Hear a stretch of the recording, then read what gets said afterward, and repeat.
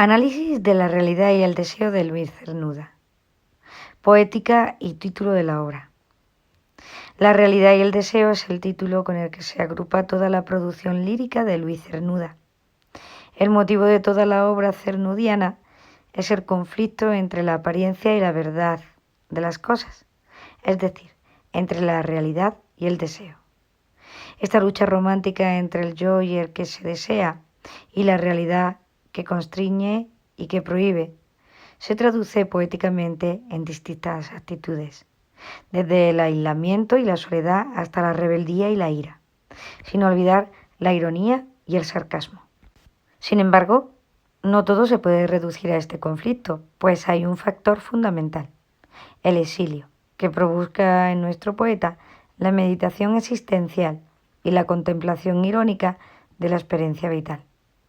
Así pues, podemos señalar la existencia de dos Cernudas, uno romántico, con la poesía intimista y subjetiva, y otro antirromántico, que se distancia para mostrar la propia experiencia vivida. Este distanciamiento se observa en las distintas formas de aludir a sí mismo, como el uso de la segunda persona, la identificación con personajes históricos o literarios e incluso la creación de algún alter ego. En definitiva, es este un camino en el que nuestro poeta busca simplemente encontrar la verdad de sí mismo, su dimensión trascendente frente al mero reflejo de las apariencias circunstanciales de la vida. Influencias, tradición y originalidad. Para Cernuda, el respeto a la tradición literaria y a la aportación de originalidad en su obra deben ir en perfecto equilibrio. Para él, el respeto a la tradición es algo fundamental y abarca el conjunto de la literatura europea desde Homero a sus días. Entre las presencias de la tradición que más claramente se ven en sus poemas, encontramos a Garcilaso, tanto por su métrica, como se ve en el libro Égloga, Elegía, Oda, como por sus temas, el amor, la visión idealizada de la naturaleza y la presencia de la mitología clásica. A Becker y los poemas que inician el simbolismo. Baudelaire, Verlaine, Valéry, Mallarmé, Olderdin, que le aportan el concepto del poeta como un ser sobrenatural que tiene la capacidad de percibir lo que otros no pueden.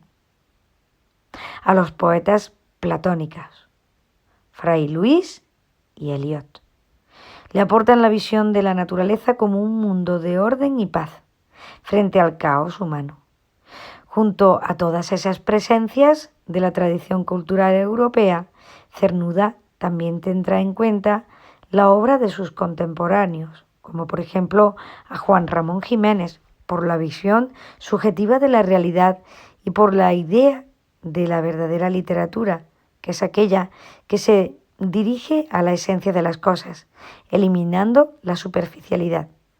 A los poetas del 27, que le enseñan a enfrentarse a la obra literaria desde la perspectiva del surrealismo. En la poesía de Cernuda, la presencia de la tradición se conjugará por la originalidad de su aportación, fruto de sus peculiaridades biográficas. La función poética. La función poética de la obra de Luis Cernuda entronca perfectamente con la tradición romántica, según la cual el artista aparece como un ser solitario dotado de un don sobrenatural que le permite ver y expresar lo que otros no pueden. En esta línea, Cernuda se nos presenta como un integrante de una tradición que arranca con los románticos, sobre todo con los alemanes como Hölderlin, Novalis, Heine, y en España representa la figura de otro sevillano, Gustavo Adolfo Bécquer. El poeta es por tanto un elegido, bien sea por Dios o por el demonio. Es un ser maldito, marginado, hecho del que deriva su soledad total. En el caso de Cernuda, esta condición de maldito, de diferente, viene reforzada por su forma distinta de entender el amor. Su homosexualidad choca frontalmente con los usos y las normas propias de la sociedad burguesa a la que pertenece y en la que vive. Como consecuencia del sentimiento de la diferencia, la actitud del poeta sevillano frente al mundo se definirá por la rebeldía y por el sentimiento de frustración provocado por el choque constante entre la realidad que vive y el deseo de vivir, de amar, de forma diferente. Temas. El tema de la realidad frente al deseo podemos concretarlo en la obra de Cernuda en una serie de motivos temáticos recurrentes: la soledad, aislamiento, marginación y sentimiento de la diferencia. El deseo de encontrar un mundo habitable que no le reprima ni ataque al individuo que se siente y sabe diferente. A veces el poeta se dirige al pasado, a la niñez, con lo que enlazamos con el tema de los paraísos perdidos. Deseos de encontrar la belleza perfecta, que no esté ensuciada por la realidad, por la materialidad. El amor, como el gran tema cernudiano, adopta distintos planteamientos a lo largo de su obra. Un amor no disfrutado, pero presentido y entendido más como experiencia literaria. La experiencia amorosa marcada por la insatisfacción, por el dolor y el fracaso, por la incomprensión. El amor como experiencia feliz, exaltada, pero marcada por la brevedad. El tiempo y su discurrir es otro de los grandes temas. Así que, vinculados a este motivo, encontramos el deseo de juventud eterna, marcada por las experiencias amorosas, por la belleza y por la fuerza de espíritu que le permite mantener una actitud rebelde frente al mundo que le oprime. La nostalgia de la infancia asociada por la ingenuidad y, por ello, a la felicidad. El deseo de eternidad, de fundirse con la naturaleza en un universo perfectamente ordenado. La naturaleza como contraposición con el mundo burgués, contra el que el poeta reacciona de maneras adversas, pues este mundo social burgués viene marcado por el caos. Frente a él, el orden natural, el deseo considerado como un paraíso en el que el artista puede vivir en perfecta armonía. Esa naturaleza cernudiana viene dominada por la espontaneidad y por la proyección libre de los sentimientos y los instintos que en el ámbito burgués deben ser reprimidos. Biografía. El poeta nació en Sevilla en 1902, hijo de padre militar, se educó en un ambiente de rígidos principios. Desde pequeño puede adivinarse el choque entre unos valores familiares muy estrictos y la propia personalidad tímida y retraída del poeta. El poema La familia es el testimonio de ello. En esos primeros años marcados por la soledad, Cernuda descubre la literatura y lo hace de manos de Bécquer, autor con el que la poesía cernudiana presenta importantes contactos, tanto en sus primeros versos, Perfil del aire, como en otros libros posteriores. No debemos pasar por alto que el título del libro Donde habite el olvido está sacado de un verso de Bécquer. En 1919 comenzó los estudios de Derecho en la Universidad de Sevilla. Allí conoció a Pedro Salinas, que fue su profesor e introductor serio en la literatura, tanto la clásica como la de los ya conocidos clásicos más o menos recientes franceses: Baudelaire, Rimbaud, Mallarmé, Verlaine. En estos años descubre también a un autor francés que le influirá poderosamente, André Gide, y en el que encontrará el poeta sevillano un paralelo de sí mismo.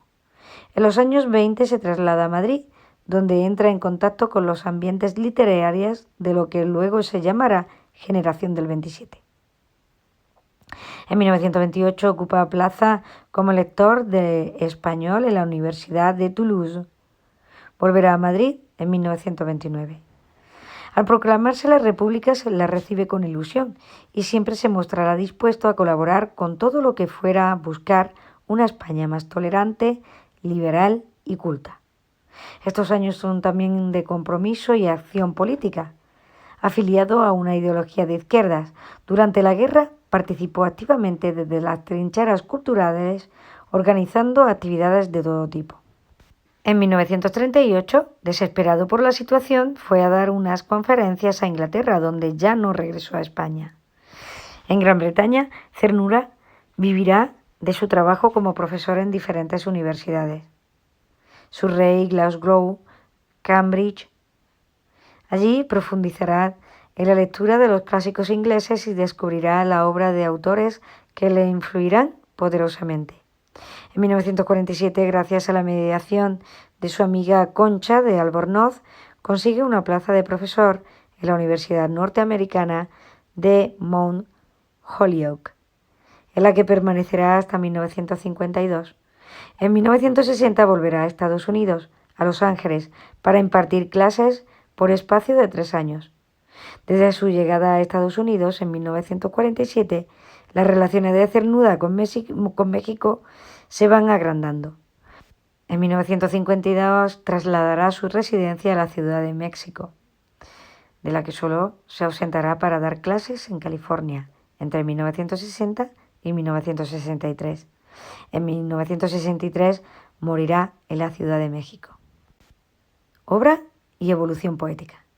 Desde 1936, Luis Cernuda reunió sus libros de poemas bajo el único título de La realidad y el deseo, título que, como hemos visto, resume temáticamente lo que es el núcleo central de su obra poética.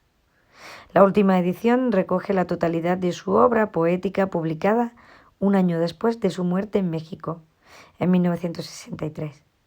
La evolución poética del autor sigue un curso continuado, sin grandes altibajos, muy ceñido a su curso biográfico. Primera etapa.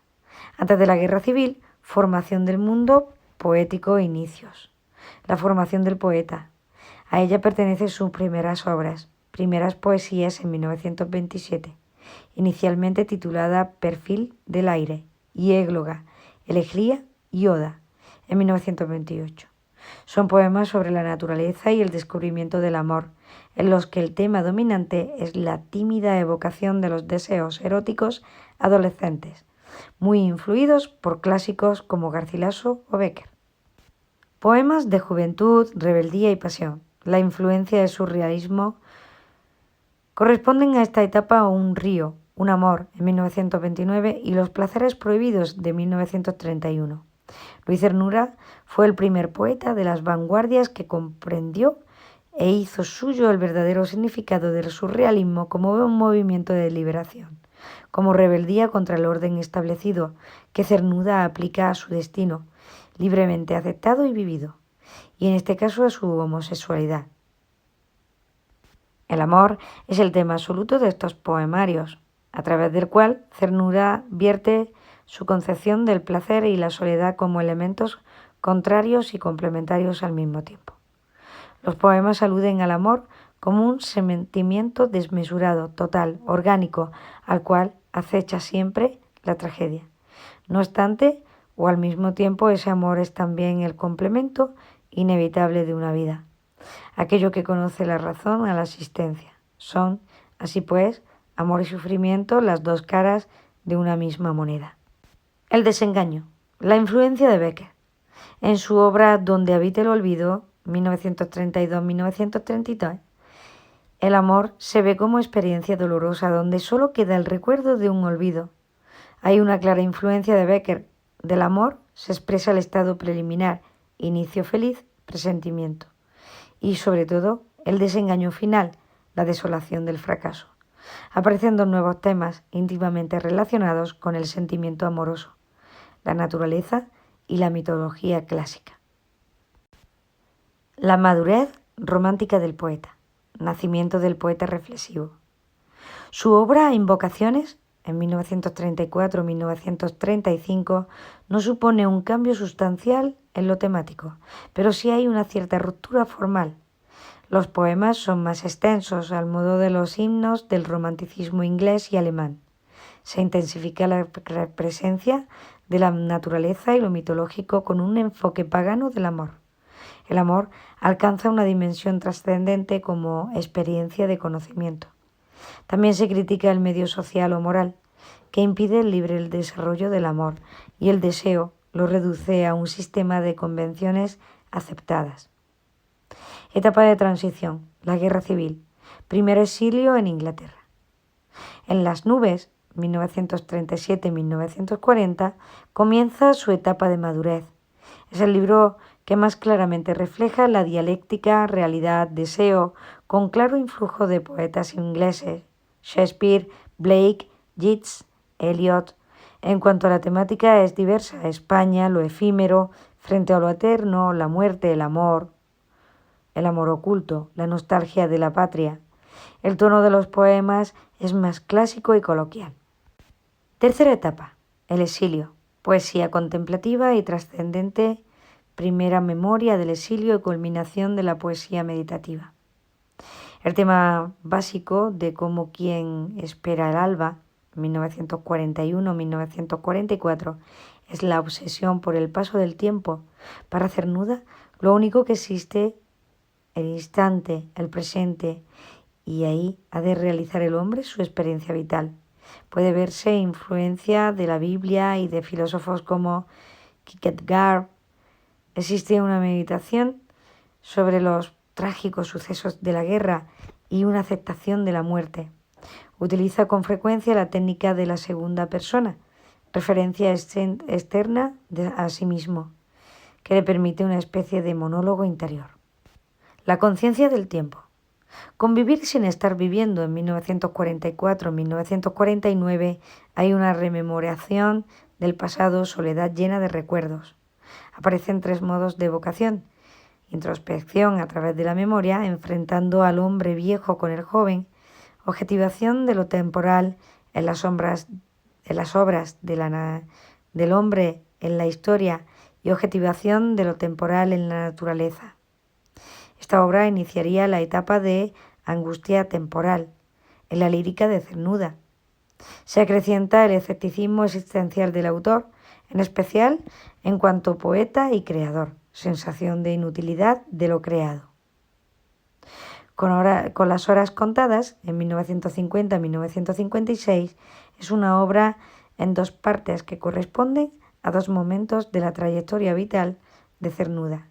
Su estancia en Estados Unidos, primera parte, y en México, segunda parte, parece una obra de recuerdo final. Intenta hacer balance de su existencia. Siente próxima a la muerte y piensa en el amor como justificación de la vida. Son poemas de extensión reducida frente a los poemas extensos de las obras anteriores, en los que mantiene el desengaño ante su función como poeta. Epílogo. Balance vital con final truncado. Una obra clave de Cernuda es La desolación de la quimera, en 1962, especie de testamento final de un hombre que ha luchado por encontrar sus respuestas y que se prepara para morir. Vuelven los temas básicos: muerte, soledad, amor, España contradictoriamente tratada, resentimiento y nostalgia. La obra destila una visión desgarrada, desesperanzada y amarga.